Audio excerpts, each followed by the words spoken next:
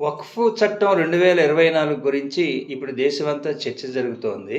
అయితే దీంట్లో ముఖ్యంగా వస్తున్నటువంటి ప్రతిపక్షాలు చేస్తున్నటువంటి విమర్శ అనే దానికి ఏమైనా ప్రాతిపదిక ఉందా అనేది ఇప్పుడు మనం చూద్దాం. అన్ని సెక్షన్లలోకి వెళ్లకుండా ప్రతిపక్షాలు చేస్తున్న విమర్శకి ప్రాతిపదిక ఉందా అనే దాన్ని చూస్తే మొట్టమొదట అసలు ఈ వక్ఫ్ చట్టం అనేది వివక్షపూరితమైందా అనే ప్రశ్న. వివక్షపూరితమైందా అంటే అర్థం ఏంటి? వక్ఫ్ వ్యవస్థని బలహీనపరిచే దానికోసం ప్రయత్నం చేస్తూ, అట్లాంటి ప్రొవిజన్స్ని ఎంకరేజ్ చేస్తూ, బలపరిచే ప్రొవిజన్స్ని ఆల్రెడీ 1995లో చట్టంలో ఉన్నటువంటి బలపరిచే ప్రొవిజన్స్ ఏవైతే ఉన్నాయో వాటిని బలహీనపరుస్తూ చట్టాలు సవరణ చేశారా అనేది ప్రశ్న. ఇప్పుడు దీన్ని తీసుకుంటే అసలు వక్ఫ్ అనే డెఫినేషన్ వచ్చేసరికి 3Rలో ఉన్నది.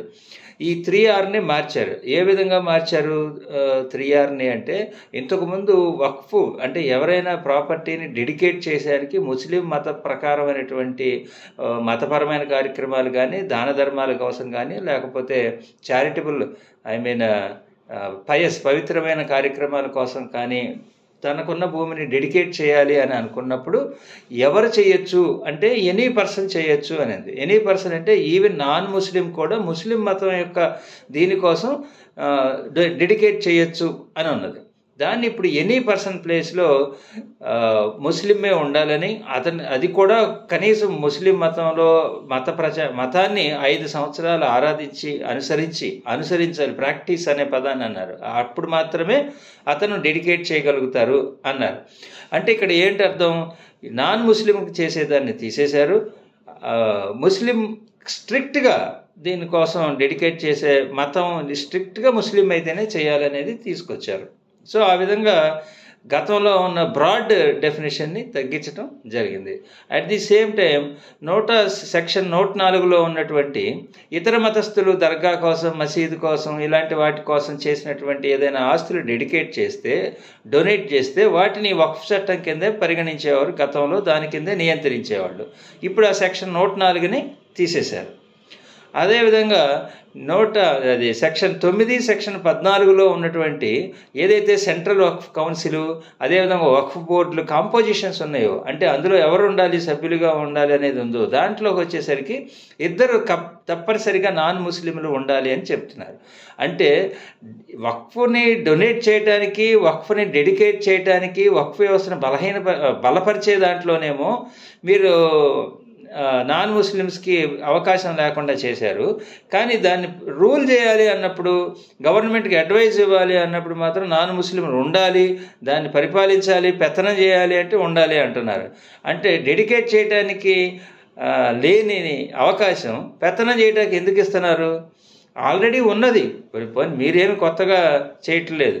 ఆల్రెడీ ఎనీ పర్సన్ అనే ఉన్నదాన్ని 104ని మీరు తీసేయటం ద్వారా కొంత బలపరిచే దగ్గరేమో వ్యతిరేకిస్తున్నారు, బలహీనపరిచే దగ్గర మీరు సపోర్ట్ చేస్తున్నారు. ఇది వివక్షపూరితమైంది అనేది దానికి ప్రాతిపదిక. ఇలా అంటానికి ఉన్నటువంటి ప్రాతిపదిక చూడటానికి కూడా అలాగే ఉంటుంది. ఇక రెండోది ఏంటంటే, అసలు వివాదాలు నిరంతరం కొనసాగుతాయా వక్ఫ్ ఆస్తుల మీద అనేది ఒక ప్రశ్న.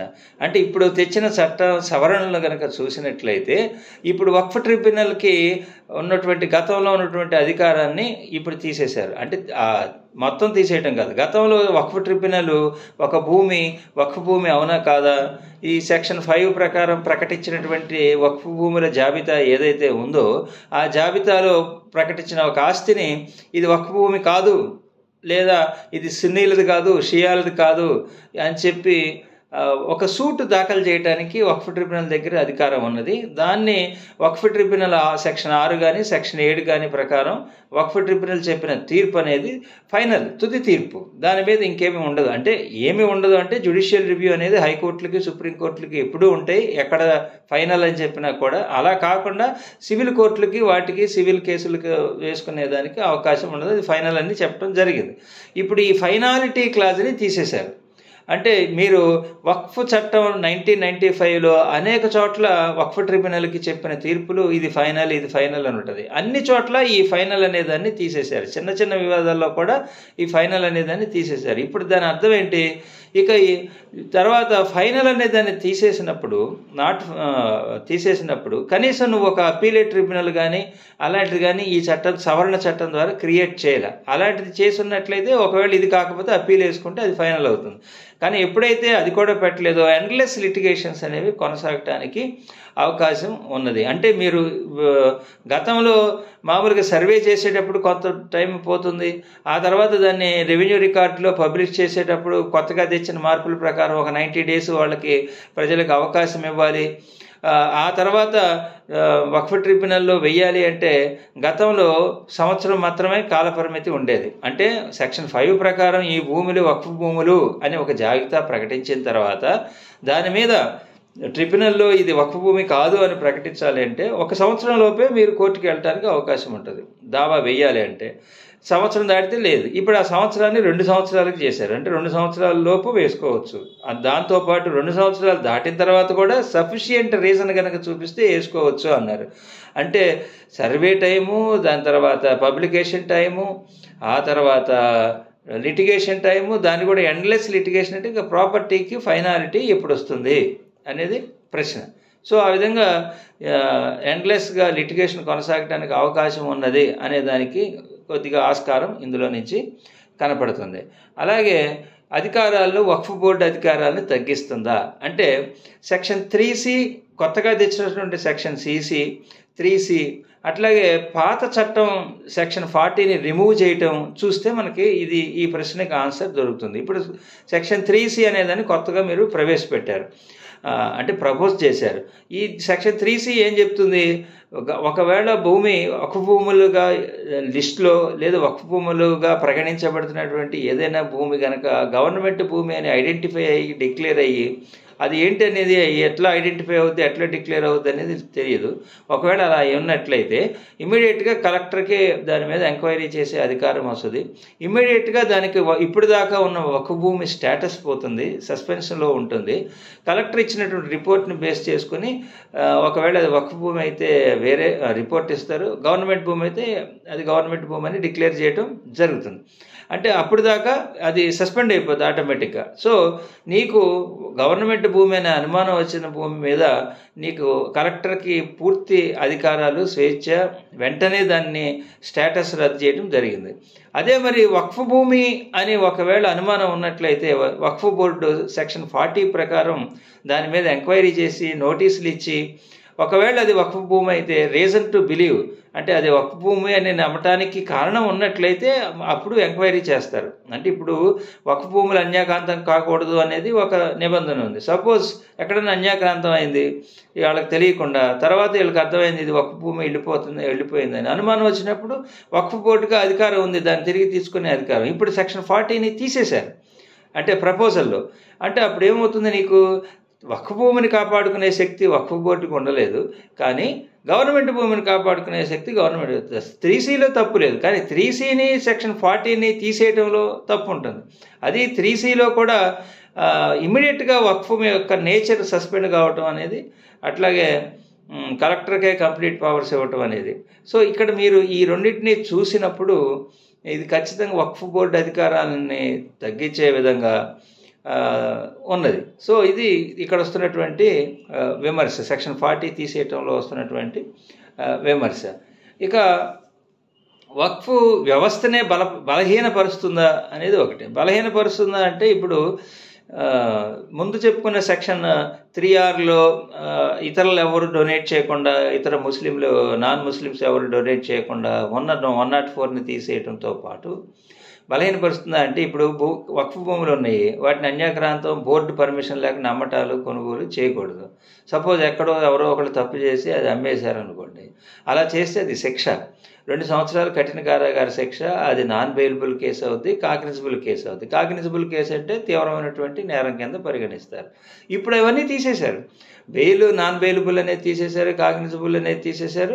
2 సంవత్సరాల కఠిన కారాగార శిక్ష నుంచి సాధారణ కారాగార శిక్ష. అంటే ఏమిటిని మీ ఉద్దేశం, భూములు అన్యాక్రాంతం అయినా కూడా పర్వాలేదులే అన్నట్టు. అంటే భూములు అన్యాక్రాంతం కావడాన్ని ఒక రకంగా ఎంకరేజ్ చేసినట్లే కదా. సో ఆ విధంగా ఇది ఒకటి తప్పు. ఈ section 52A penalty for provisions అనే దాంట్లో తీసుకొచ్చినటువంటి అది అలా విధంగా అసలు ఇది 1995 చట్టం దీన్ని బాగా బలపరుస్తూ వచ్చినటువంటి చట్టం.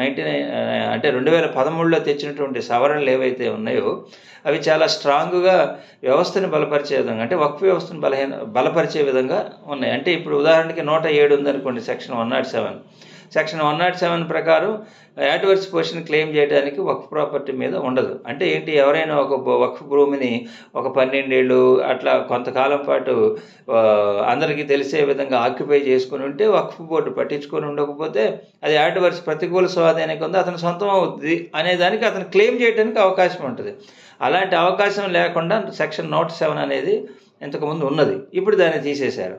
అట్లాగే 108 ప్రకారం గతంలో ఎవాక్యూయిస్ అంటారు, అంటే పాకిస్తాన్ విడిపోయినప్పుడు పాకిస్తాన్ వెళ్ళిపోయిన వాళ్ళు, లేదా నార్త్ ఇండియాలో కొంతమంది వేరే ప్రాంతాలకు వెళ్ళిపోయిన ముస్లిమ్స్ ఉంటారే, ఆ ముస్లింలకు సంబంధించిన భూమి ఏదైతే ఉందో ఆ భూమిని ప్రభుత్వం వక్ఫ్ వాళ్ళకి అప్పచెప్తుంది. ఎందుకంటే అది ముస్లిమ్స్ కాబట్టి వక్ఫ్ బోర్డుకి అప్పచెప్తుంది. అలా చేసే క్లాజ్ని 108ని తీసేశారు. అలాగే వక్ఫ్ వ్యవస్థ అనేది ఒక ప్రత్యేకమైన చట్టం కాబట్టి ఎప్పుడైనా ఒక ప్రత్యేకమైన చట్టం అనేది సాధారణ చట్టం మీద ప్రాధాన్యత ఉంటుంది. ఆ ప్రాధాన్యతని తీసేశారు. ఇప్పుడు 108A అది ఓవర్ రైడింగ్ ఎఫెక్ట్ అంటారు. ఆ ఓవర్ రైడింగ్ ఎఫెక్ట్ని తీసేశారు. ఈ విధంగా మరి మిగతా స్పెషల్ అన్ని చట్టాలకి ఆ ఓవర్ రైడింగ్ ఎఫెక్ట్ ఉంటుంది కదా, కేవలం ఈ చట్టాన్ని ఎందుకు తీసేశారు అంటే ఇది కావాలని మీరు చేస్తున్నది అనేది విమర్శకి అవకాశం ఉన్నటువంటి ప్రొవిజన్స్. ఇలాంటి ప్రొవిజన్స్ అన్నీ చేర్చడం వల్ల ఉన్నాయి.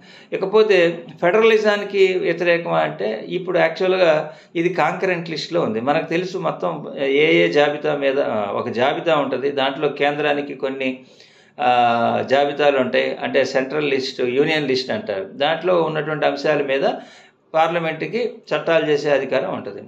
స్టేట్ లిస్టు, దాంట్లో ఉన్న లిస్టు మీద రాష్ట్రాలకి చట్టాలు చేసే అధికారం ఉంటుంది. అలాగే కాంకరెంట్ లిస్ట్, రెండింటికి అధికారం ఉంటుంది.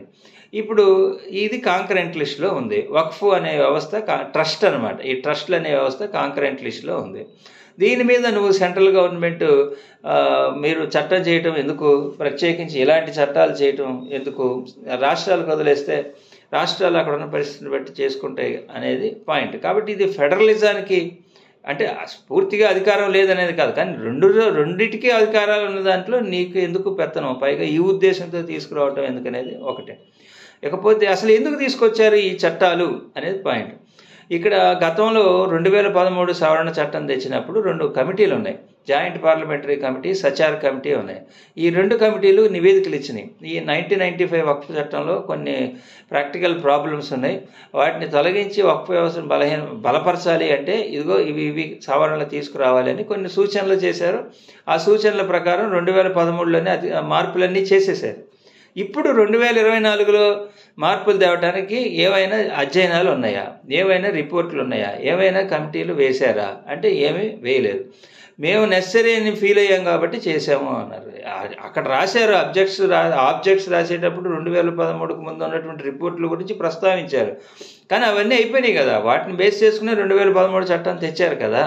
ఇప్పుడు వినటానికి ఏమున్నాయంటే ఇప్పుడు ఉండటానికి ఏమీ లేదు. ఏంటంటే బ్యాక్గ్రౌండ్, గత 10 సంవత్సరాల నుంచి అనేక కోర్టుల్లో వక్ఫ్ వ్యవస్థ, వక్ఫ్ చట్టం మీద దాడి చేయడం అనేది లీగల్గా జరిగింది.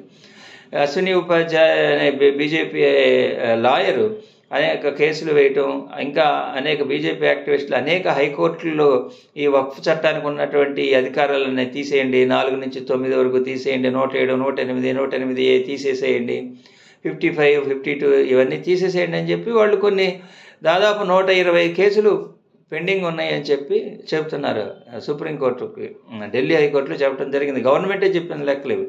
అంటే ఇన్ని కేసులు ఈ వక్ఫ్ చట్టం మీద వేసి దాన్ని బలహీనపరచాలని బీజేపీ కార్యకర్తలు ప్లాన్ చేస్తే అది అక్కడ కోర్టులో అవ్వలేదు. వాళ్ళు ఏదైతే కోర్టుల్లో కోరుకుంటున్నారో ఆ కోరుకునే అన్ని మార్పులు ఇప్పుడు సవరణల ద్వారా తీసుకొచ్చారు. కాబట్టి ఎటువంటి అవసరం లేకుండా, ప్రజల నుంచి ఎటువంటి డిమాండ్ లేకుండా ఈ విధంగా ఒక రాజకీయ పార్టీ ఎజెండా కోసం తీసుకొచ్చిన దానిగా దీన్ని చెప్పడానికి ఆస్కారం ఉన్నది. ఎందుకంటే రిపోర్ట్లు ఏమీ లేవు కాబట్టి. ఈ విధంగా చూసినప్పుడు మొత్తంగా ఈ సవరణలు అనేవి వాంటెడ్ కాదు, వాంఛనీయం కాదు. అందుకనే దీన్ని ప్రతిపక్షాలు విమర్శించి జాయింట్ పార్లమెంటరీ కమిటీకి పంపించడం జరిగింది. ఇది స్థూలంగా వక్ఫ్ చట్టాల మీద ఉన్నటువంటి ప్రతిపక్షాలు చేస్తున్నటువంటి విమర్శలు.